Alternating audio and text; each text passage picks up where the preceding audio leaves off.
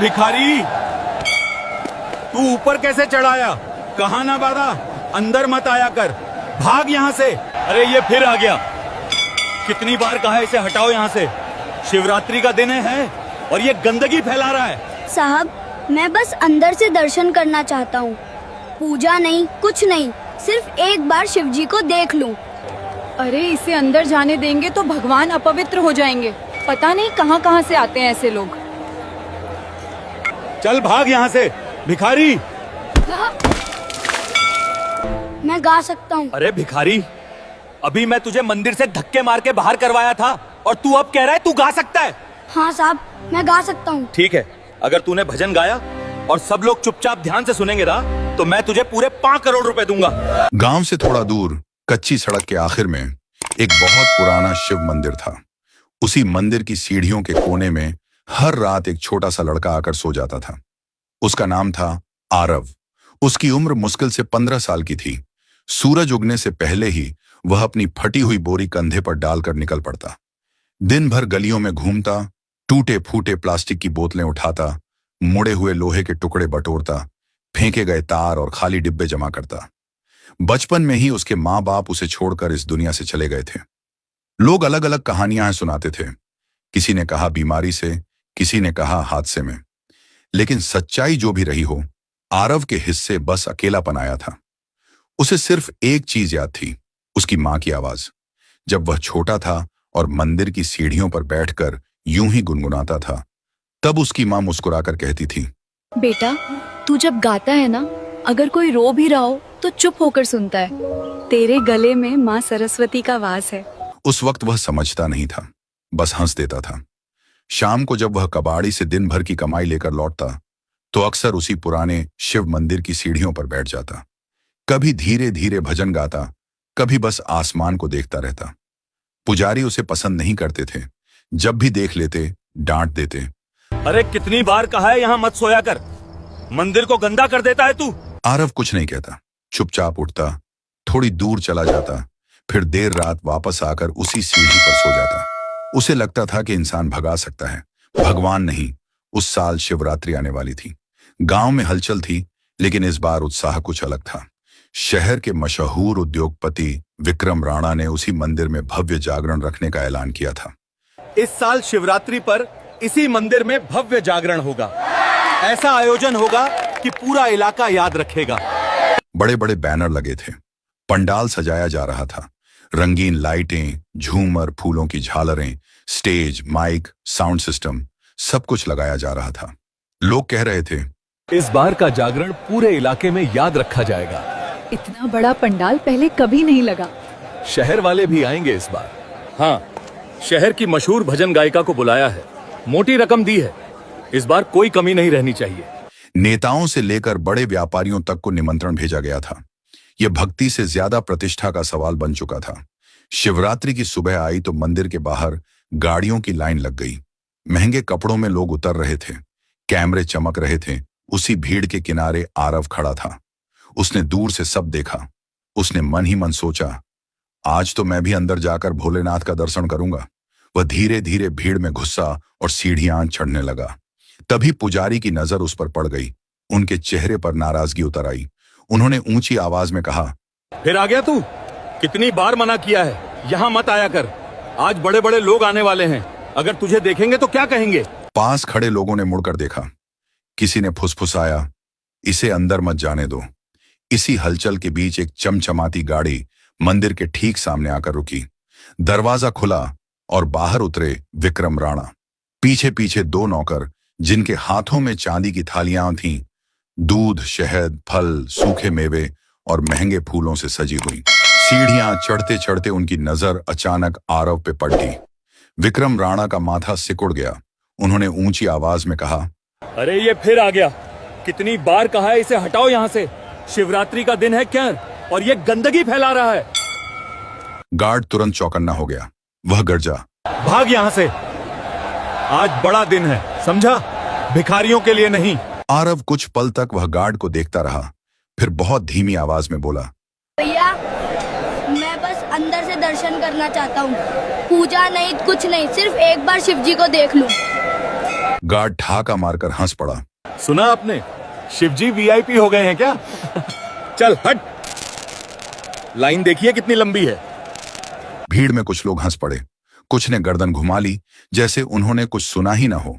कुछ के चेहरों पर असहजता थी, लेकिन किसी ने कुछ कहा नहीं। एक औरत जो अपने बेटे का हाथ पकड़े खड़ी थी बुदबुदाई, अरे इसे अंदर जाने देंगे तो भगवान अपवित्र हो जाएंगे। पता नहीं कहां कहां से आते हैं ऐसे लोग। ये शब्द आरव ने साफ सुन लिए। उसका सिर झुक गया। चेहरे पर कोई प्रतिक्रिया नहीं थी, ना गुस्सा ना रोष। उसकी आंखों में उस पल कुछ था, एक गहरा सवाल। क्या भगवान भी लाइन देखकर दर्शन देते हैं? क्या उनके दरवाजे भी अमीर गरीब देखकर खुलते हैं? भीड़ आगे बढ़ती रही, जयकारे लगते रहे। विक्रम राणा गर्व से सीढ़ियां से चढ़ते ही मंदिर के अंदर चल गए। मंदिर के अंदर पुजारी जी से विक्रम राणा बोले, जरा बाहर आइए, देखिए ये लड़का क्या कर रहा है। ऐसे लोगों को अंदर आने देंगे तो मंदिर की मर्यादा खत्म हो जाएगी। पुजारी जी जब बाहर आए तो उन्होंने आरव को देखा। आरव कुछ बोलने वाला ही था कि पुजारी ने उसे धक्का दे दिया। उसके हाथ का छोटा सा लोटा गिर गया, जिसमें थोड़ा पानी और 2-3 बेलपत्र थे। वह सीढ़ियों से नीचे गिर पड़ा। लोग आगे बढ़ गए जैसे कुछ हुआ ही ना हो। शाम पूरी तरह ढल चुकी थी। पंडाल की रंगीन लाइटें जल उठी थीं। ढोलक, मंजीरे और हारमोनियम मंच पर सजे हुए थे। धूप और अगरबत्ती की खुशबू हवा में घुल रही थी। लोग अपनी अपनी जगह बैठ चुके थे। कैमरों की लाल लाइटें जल रही थीं। बस एक ही चीज का इंतजार था, भजन शुरू होने का। लेकिन मंच के पीछे माहौल बिल्कुल अलग था। मैनेजर के हाथ में फोन कांप रहा था। वह बार बार कॉल लगा रहा था, लेकिन हर बार एक ही जवाब मिल रहा था, स्विच्ड ऑफ। उसके चेहरे पर घबराहट साफ दिख रही थी।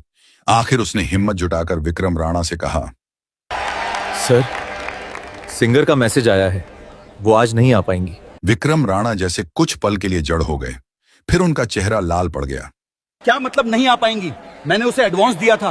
पूरे शहर को बुलाया है मैंने। ये शिवरात्रि का जागरण है, कोई छोटा मोटा कार्यक्रम नहीं। फोन फिर मिलाया गया। इस बार भी वही स्विच्ड ऑफ। बाहर पंडाल में हल्की हलचल शुरू हो चुकी थी। कुछ लोग पीछे मुड़ मुड़कर मंच की तरफ देखने लगे। कुछ फुसफुसाने लगे, इतना बड़ा आयोजन और गायक ही नहीं आया। अभी तक कार्यक्रम शुरू क्यों नहीं हुआ? कैमरे अब भी रिकॉर्ड कर रहे थे। सोशल मीडिया पर लाइव चल रहा था।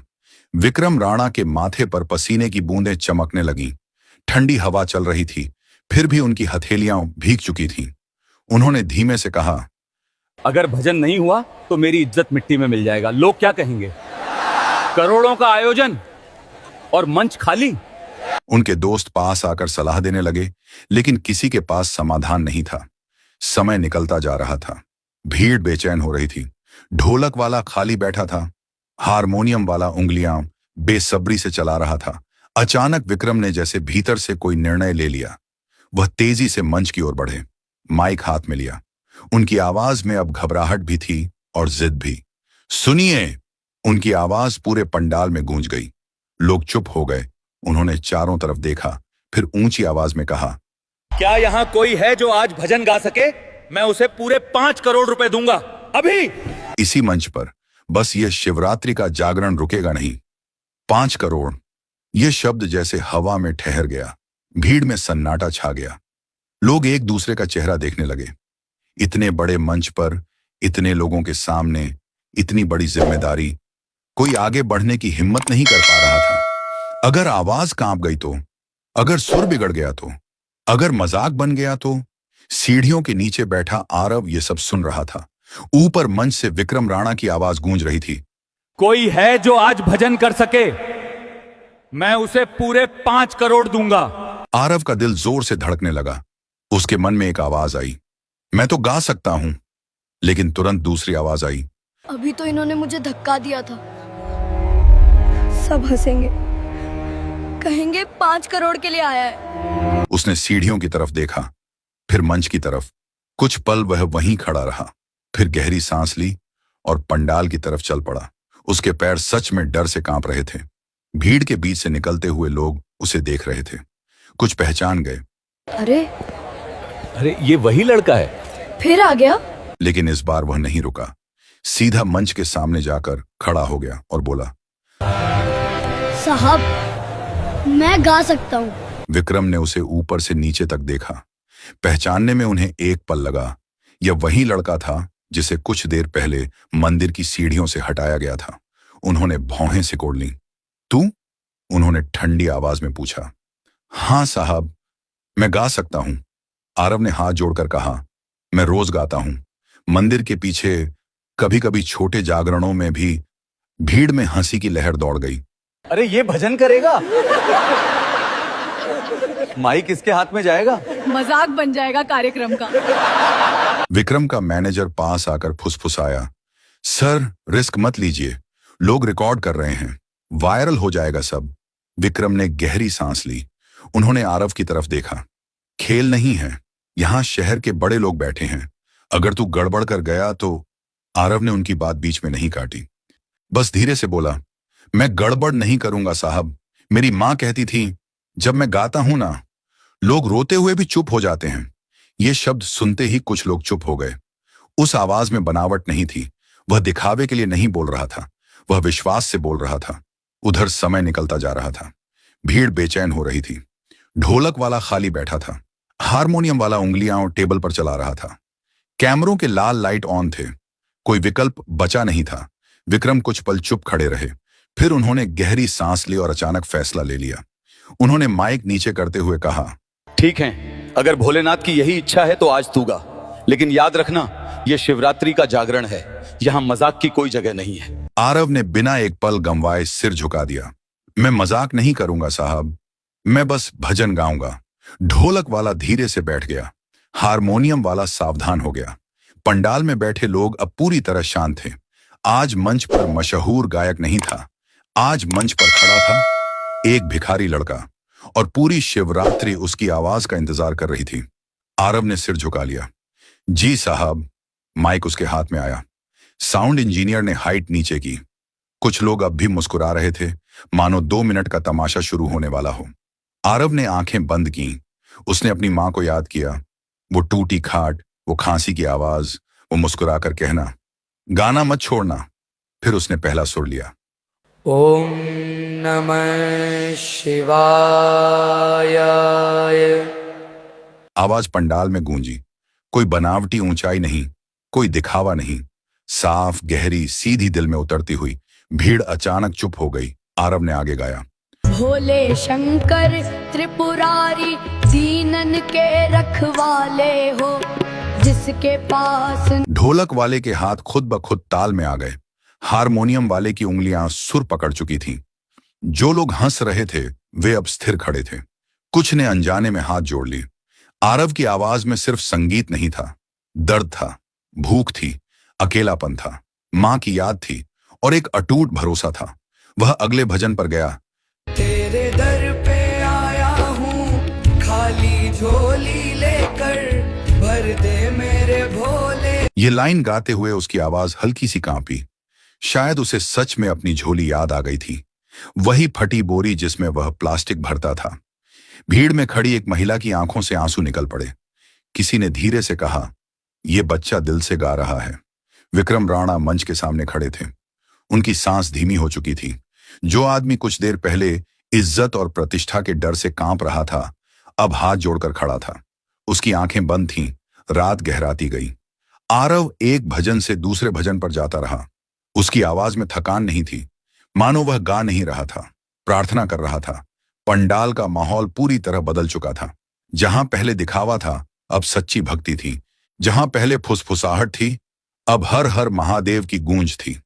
उसकी आवाज के साथ पूरा पंडाल गा उठा और उसी पल विक्रम राणा समझ गए, आज उनकी इज्जत किसी मशहूर गायक ने नहीं, बल्कि उसी बच्चे ने बचाई है जिसे कुछ घंटे पहले अपवित्र कहकर सीढ़ियों से गिरा दिया गया था। भजन खत्म हुआ। तालियों की गूंज अभी भी पंडाल की छत से टकराकर लौट रही थी। लोग खड़े थे, कुछ हाथ जोड़े, कुछ आंखें पोंछते हुए।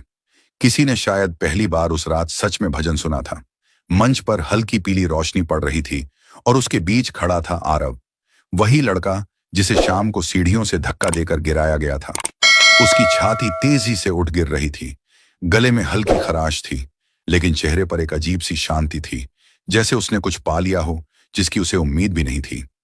विक्रम राणा धीरे धीरे मंच की तरफ बढ़े। कुछ देर पहले तक वही आदमी फोन पर चिल्ला रहा था, माथे पर पसीना था, इज्जत डूबने का डर था। अब वह शांत थे, उनकी चाल धीमी थी, आंखें गंभीर। वे आरव के सामने आकर रुक गए, कुछ पल तक बस उसे देखते रहे। शायद उस छोटे शरीर में उन्होंने वह ताकत देख ली थी जो करोड़ों रुपये से नहीं खरीदी जा सकती। बेटा, तूने आज रात सिर्फ भजन नहीं गाया, तूने मेरी इज्जत बचाई है। आरव ने सिर झुका लिया। वह तालियों का आदी नहीं था। उसने कभी मंच के लिए नहीं गाया था। उसने हमेशा पत्थर की सीढ़ियों के लिए गाया था, जहां सिर्फ उसकी आवाज और रात की हवा होती थी। वह धीमे से बोला, मैं तो बस गा रहा था साहब। विक्रम ने जेब में हाथ डाला और एक मोटा लिफाफा निकाला। उसे हाथ में लेकर बोले, ये तेरे लिए है। जितना उस मशहूर सिंगर को देने वाला था, उतना ही। आज तू उससे कम नहीं था। भीड़ ने सहमति में सिर हिलाया, कुछ ने ताली भी बजाई। उन्हें लगा यही उचित है, प्रतिभा का सम्मान। लेकिन आरव ने लिफाफे की तरफ देखा और धीरे से एक कदम पीछे हट गया। उसकी आंखें नीचे थीं, आवाज धीमी थी लेकिन साफ थी। मुझे इतने पैसे नहीं चाहिए साहब। विक्रम चौंक गए। क्यों? मेहनत की है तूने, हक है तेरा। आरव कुछ पल चुप रहा, फिर उसने जमीन की तरफ देखते हुए कहा, मेरे माँ बाप नहीं है, कोई इंतजार नहीं करता मेरा। मैं जब रात को गाता हूँ तो सिर्फ भगवान सुनते हैं। मुझे पैसे नहीं चाहिए, मुझे बस इतना चाहिए कि मंदिर की सीढ़ियों से कोई मुझे फिर धक्का न दे। ये कहते कहते उसकी आवाज भर्रा गई। पंडाल में अचानक सन्नाटा छा गया। जो लोग कुछ देर पहले जयकारे लगा रहे थे, अब स्थिर खड़े थे। कुछ को अपनी ही आवाजें याद आने लगी। अपवित्र हो जाएगा, बाहर करो इसे। आरव ने हल्के से ऊपर देखा। आज जब आपने पूछा कि कोई है जो भजन कर सकता है, तब लगा शायद भगवान ने मुझे बुलाया है। मैं पैसे के लिए नहीं गाया, मैं बस अंदर बैठना चाहता था। एक बार माँ कहती थी, भगवान के सामने गाओ तो डर नहीं लगता। आज पहली बार लगा कि वो सच कहती थी। विक्रम के चेहरे पर कुछ टूट गया। उन्हें याद आया, वही बच्चा, वही धक्का, वही गिरता हुआ लौटा। उन्हें याद आया कि उन्होंने भी नाक पर रूमाल रखा था। एक पल को उन्होंने लिफाफे की ओर देखा, फिर उसे धीरे से वापस अपनी जेब में रख लिया। विक्रम राणा कुछ देर तक मंच के किनारे खड़े आरव को देखते रहे। उनके चेहरे पर अब अहंकार नहीं था, बल्कि गहरी सोच थी। उन्होंने माइक दोबारा हाथ में लिया और बोले, मंदिर की सीढ़ियों पर सोने की जरूरत नहीं पड़ेगी तुझे। मैं तेरे रहने के लिए एक छोटा सा घर दिलवाऊंगा, अपना घर, जहां तुझे कोई धक्का नहीं देगा। भीड़ में हलचल हुई। विक्रम ने मैनेजर की तरफ मुड़कर साफ आवाज में कहा, कल ही रजिस्ट्री की प्रक्रिया शुरू करो। मंदिर से दूर नहीं, यहीं आसपास। और ध्यान रहे, कागज इसके नाम होंगे। आरव की आंखें फैल गईं। उसे शायद रजिस्ट्री शब्द का मतलब भी ठीक से नहीं पता था, लेकिन घर का मतलब समझ में आ गया था। विक्रम यही नहीं रुके। और एक बात और, ये बच्चा पढ़ेगा भी। इसे शहर के अच्छे प्राइवेट स्कूल में दाखला दिलाया जाएगा। फीस, किताबें, यूनिफॉर्म, सब मेरी जिम्मेदारी। भीड़ अब पूरी तरह चुप थी। लोग सुन रहे थे। विक्रम ने मुस्कुराकर कहा, और गाना, तेरी आवाज यूं ही नहीं जाएगी। मैं इसे अच्छे म्यूजिक टीचर से ट्रेनिंग दिलवाऊंगा। शास्त्रीय संगीत सीखेगा, सुर सीखेगा, ताकि आज जो तू दिल से गाता है वो कल दुनिया सुने। आरव की आंखों में आंसू आ गए। वह कुछ बोल नहीं पा रहा था। विक्रम उसके सामने आकर खड़े हुए। तूने आज मेरे करोड़ों की इज्जत बचाई है। मैं तुझे पैसे देकर एहसान नहीं कर रहा, मैं तेरी काबिलियत पहचान रहा हूं। आज से तेरी पढ़ाई, तेरी ट्रेनिंग, तेरे रहने की जिम्मेदारी मेरी। आरव ने धीरे से कहा, मैं पढ़ पाऊंगा? विक्रम ने उसके कंधे पर हाथ रखा। हाँ, और गाएगा भी। दोनों साथ चलेंगे। तू सिर्फ भिखारी नहीं है, तू कलाकार है। पंडाल में बैठे लोगों के चेहरे बदल चुके थे। कुछ वही लोग थे जिन्होंने शाम को उसे अपवित्र कहा था। तभी पुजारी आगे आए। उनके कदम भारी थे। उन्होंने आरव के सामने आकर कुछ पल चुपचाप खड़े रहकर कहा, बेटा, माफ कर दे, मैंने तुझे धक्का दिया था। आरव ने उनकी आंखों में देखा। उसमें न गुस्सा था न शिकायत। उसने धीरे से कहा, भगवान ने नहीं दिया था। पुजारी की आंखों से आंसू निकल आए। उन्होंने झुककर उसके सिर पर हाथ रखा। शायद पहली बार उन्होंने किसी गरीब बच्चे को छूते हुए संकोच नहीं किया था। उस रात के बाद सब कुछ सच में बदलने लगा। धीरे धीरे लेकिन साफ दिखाई देने वाले बदलाव के साथ। कुछ ही महीनों में मंदिर के पास एक छोटा सा पक्का घर बन गया। 2 कमरे, एक रसोई और सामने छोटा सा आंगन। पहली बार आरव ने अपने दरवाजे पर ताला लगाया, अपना ताला। अब उसे सीढ़ियों पर सिकुड़कर सोना नहीं पड़ता था। विक्रम राणा ने वादा निभाया। शहर के एक अच्छे प्राइवेट स्कूल में उसका दाखिला कराया गया। शुरुआत आसान नहीं थी। कुछ बच्चे उसे देखकर फुसफुसाते थे, लेकिन जब वार्षिक कार्यक्रम में उसने भजन गाया तो वही बच्चे सबसे जोर से तालियां बजा रहे थे। अब उसकी पहचान उसके कपड़ों से नहीं, उसकी आवाज से होने लगी थी। समय बीतता गया। किसी ने उस पहली शिवरात्रि का वीडियो सोशल मीडिया पर डाल दिया। धीरे धीरे वह फैल गया। लोग लिखने लगे, सच्ची भक्ति की आवाज, गरीबी नहीं, भावना मायने रखती है। उसे कई जगह बुलावा आने लगा, लेकिन हर बड़े मंच से पहले वह उसी पुराने मंदिर में जाकर गाता था, जहां कभी उसे धक्का दिया गया था। एक दिन विक्रम ने उससे पूछा, अगर उस रात मैं तुझे माइक न देता तो? आरव मुस्कुराया, तो भी गाता। साहब, बस सीढ़ियों पर। विक्रम कुछ देर चुप रहे, फिर धीरे से बोले, शायद उस रात मैंने तुझे मौका नहीं दिया था। मौका ऊपर वाले ने दिया था। अब मंदिर की सीढ़ियों पर कोई बच्चा बैठा दिख जाए तो लोग उसे भगाते नहीं, कोई भूखा आए तो प्रसाद मिलता है, और अगर कोई फटे कपड़ों में हाथ जोड़कर खड़ा हो तो लोग उसे अपवित्र नहीं कहते। क्योंकि उस शिवरात्रि की रात एक कबाड़ी लड़के ने सिर्फ भजन नहीं गाया था, उसने लोगों की सोच बदल दी थी।